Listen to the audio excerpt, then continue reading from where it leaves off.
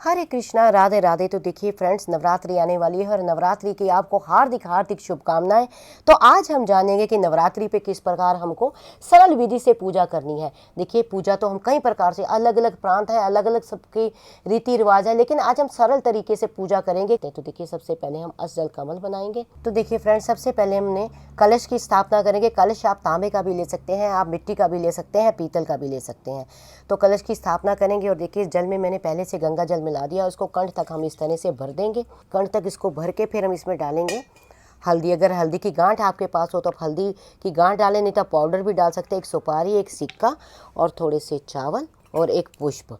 तो इस तरह से कलश को हमने भर दिया है कंठ तक। अब इसमें लगाएंगे हम पंचपत्र। अगर आपको आम के मिल जाएं तो सबसे बढ़िया, अगर आम के ना मिले तो आप अशोका के भी पत्ते ले सकते हैं। 5, 7, 11 जितने पत्ते आपको अवेलेबल हो जाएं उतने पत्ते हम लगाएंगे और कलश को हम इस तरह से इसके ऊपर रख देंगे। फिर इसके ऊपर हम रखेंगे एक पूर्ण पात्र, यानी एक प्लेट, उसके ऊपर चावलों से भर के हम इस तरह से कलश के ऊपर रखेंगे और इसको हम सेट कर लेंगे इस तरह से। और इसके ऊपर हम रखेंगे एक नारियल। नारियल आपने हिला के देख लेना है कि नारियल जल वाला हो, और नारियल के ऊपर आप लाल माता की चुन्नी और एक कलावा बांधेंगे। और नारियल का मुख हमेशा आपकी तरफ, यानी जो पूजा करने वाला व्यक्ति होता है उसकी तरफ होना चाहिए। और फिर हम देखिए अब करेंगे गौरी गणेश की पूजा, यानी बिना गणेश जी के कोई भी पूजा संपन्न नहीं होती। अब गणेश जी को विराजमान करेंगे। थोड़े से हम चावल यानी अक्षत रखेंगे, ऊपर हम गणेश जी को इस तरह से विराजमान करेंगे। तो अब हम करेंगे पूजा, उनका स्नान कराएंगे। उनको के पास माता जी की मूर्ति हो तो आप मूर्ति को भी स्नान करा सकती हैं पूरे तरीके से। अगर मूर्ति नहीं तो इस तरह से फोटो को भी आप स्नान करा सकते हैं। तो अब शुद्धिकरण करेंगे सारा। अब नारियल की भी पूजा करेंगे, चौकी पे भी हम छींटा देंगे। अब गणपति महाराज जी को हम भेंट स्वरूप कलावा देंगे और वस्त्र रूपी जो है हम गणेश जी को जनेऊ भी देंगे और पुष्प भी गणेश जी को चढ़ाएंगे और गणेश जी को हम तिलक करेंगे इस तरह से। अब जो हमारे पास माता जी की तस्वीर है उसको भी हम वस्त्र रूपी जो है कलावा देंगे माता जी को भी। अब माता जी को भी हम इस तरह से पुष्प चढ़ाएंगे। जितने पुष्प आपको अवेलेबल हो जाए, लाल रंग का मिले सबसे बढ़िया, नहीं तो जो भी पुष्प आपको अवेलेबल होता है वो पुष्प आप देवी माता को चढ़ाएं।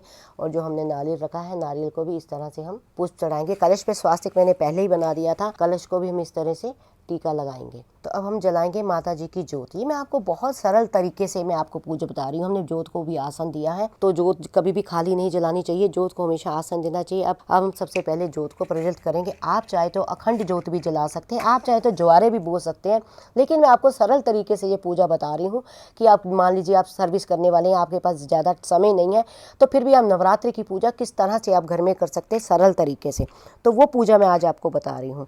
तो अब हमने ज्योत प्रज्वलित कर दी है, ज्योत का भी पूजन करेंगे। तो इस तरह से ज्योत को भी हम तिलक करेंगे और हम ज्योत को भी जो है पुष्प अर्पित करेंगे। गुलाल और अबीर जो है पूजा में विशेष यूज़ होता है, ये हम देवी माता को इस तरह से अर्पण करेंगे।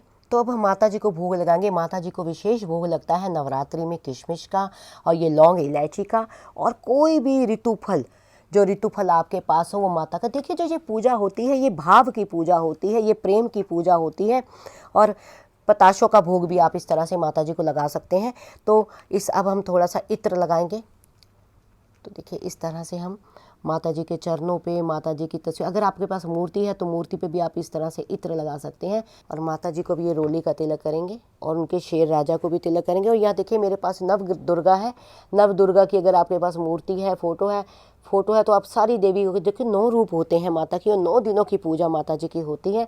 तो सभी देवियों को हम इस तरह से तिलक करेंगे, 9 की 9 रूपों को माता के तिलक करेंगे। तो पान के पत्ते के ऊपर इस तरह से आप एक इलायची, एक लौंग और एक पताशा ये रख के देवी माँ को इस तरह से 2 हाथों से इस तरह से माता को भोग जो है अर्पित करेंगे। तो माता जी को इस तरह से श्रृंगार भी आप अर्पण कीजिए। तो श्रृंगार आप 5, 11, 21, 31 कितने भी ला सकते हैं। और जो भी दक्षिणा आपको समर्थ हो, तो दक्षिणा आपने पहले दिन ही चढ़ानी। ये नहीं कि आप रोज पूजा कर रहे हैं रोज दक्षिणा चढ़ानी है, चढ़ा दे और दक्षिणा माता जी के पास ही रहने दे। जितना आपका समर्थ हो उतनी दक्षिणा आप चढ़ाएं। तो उसके बाद करेंगे हम माता जी की आरती। तो देखिए, आरती हम कपूर की करेंगे। कपूर के अंदर ये 2 लौंग ऐसे होने चाहिए जिसके ऊपर फूल हो, फूल वाले लौंग इस तरह से हम रखेंगे और माता जी की आरती करेंगे, क्योंकि कपूर की आरती सबसे शुभ मानी जाती है।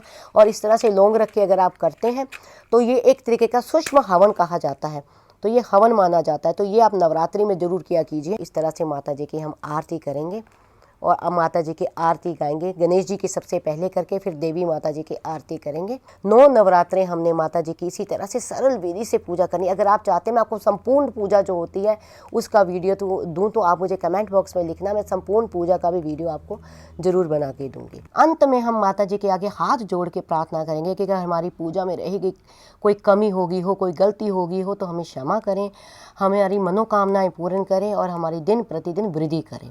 तो आई होप आपको पता लग गया होगा कि नवरात्रि में हमें किस प्रकार माता जी की पूजा करनी है। अगर आपको ये वीडियो अच्छा लगा हो तो वीडियो लाइक शेयर सब्सक्राइब करना ना भूलें। हरे कृष्णा, राधे राधे।